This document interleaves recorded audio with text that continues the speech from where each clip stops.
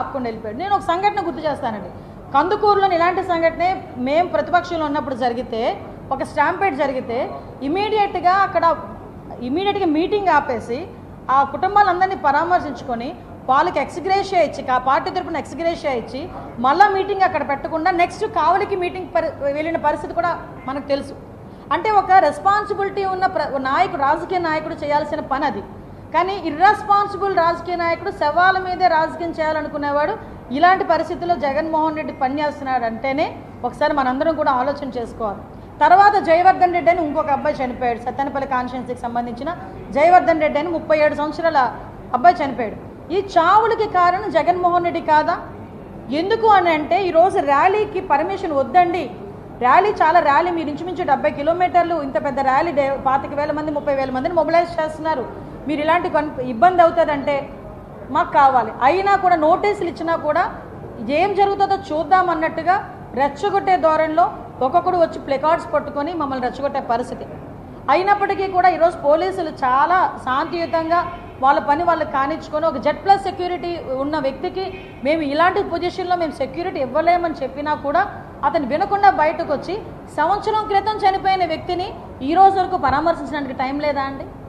అంటే ఈరోజు ఏదో రకంగా బయటకు వచ్చి ఒక శాంతి భద్రతలకు విఘాతం కలిగించాలని ఒక సైకో మెంటాలిటీతో ఒక నేరస్తుడి, రాజకీయ ముసుగులో ఉన్న ఒక నేరస్తుడు చేస్తున్న కుట్రగా మనం భావించుకునే పరిస్థితి ఈరోజు కనిపిస్తూ ఉంది. మీరు అబ్జర్వ్ చేసుకుంటే ఈరోజు విశాఖపట్నం వైపు ప్రపంచం అంతా చూసే పరిస్థితి. జూన్ 21న ఇంటర్నేషనల్ యోగా డేకి గౌరవ ప్రధానమంత్రి గారు కూడా ఇక్కడికి వస్తూ ఉంటే ఈ రాష్ట్రంలో ఏదో జరుగుతుంది అని చెప్పి ఒకటి బయటికి క్రియేట్ చేయడానికి ఈరోజు అతను చేస్తున్న పరిస్థితిగా నేనైతే భావించాను. ఎందుకంటే మీకు అతని తాలూకా నైజం అలాంటిది. 14 to 19లో ఇక్కడ ఇంటర్నేషనల్ సమ్మిట్ జరుగుతూ ఉంటే ఆ రోజు అలాగే ఇక్కడికి వచ్చి ఒక మనకి జల్లికట్టు తరహాలో బీచ్ రోడ్లో ఏదో ప్రోగ్రామ్ చేస్తానని చెప్పి ఆ రోజు నానా రచ్చ చేశాడు. మీరందరూ కూడా ఆ రోజు మీకు గుర్తుపెట్టుకోవాలి. అంటే ఇలాంటి రాష్ట్రానికి సంబంధించిన ప్రైడ్ పెరిగే కార్యక్రమాలు ఎప్పుడుంటాయో చూసుకుంటాడు. ఆ సమయంలో సందర్భం లేకుండా ఏమీ లేకుండా అతనే ఒక అవకాశాన్ని క్రియేట్ చేసుకొని జనంలోకి వెళ్ళి ఇలాంటి సిచ్యువేషన్స్ క్రియేట్ చేసే పరిస్థితి కనిపిస్తూ ఉంది. ఒకసారి మనందరం కూడా ఆలోచన చేసుకోవాలి, ఎటువంటి వ్యక్తి ఈరోజు జగన్మోహన్ రెడ్డి.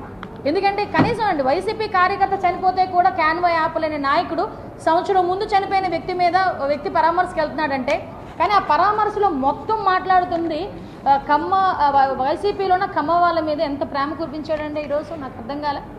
అరే ఆ రోజు మరి ఎంతమందిని నువ్వు జైల్లో పెట్టించావు? దూల్పాల్ నరేంద్ర గారు, దేవినేని ఉమామహేశ్వరరావు గారు, ఇలాంటి వాళ్ళని చూసుకుంటే ఎంతమంది మీద కక్ష సాధించావు? ఆఖరికి అమరావతిని కమరావతి అని చెప్పి మాట్లాడించావు కదా ఆ రోజు. అమరావతి రాజధానికి అమరావతి అని మాట్లాడించావు కదా. ఈరోజు అవన్నీ మర్చిపోయి ఇష్టానుసారంగా గల్లా జయదేవ్ గారు, దూల్పాల్ నరేంద్ర గారు, కోడ్ల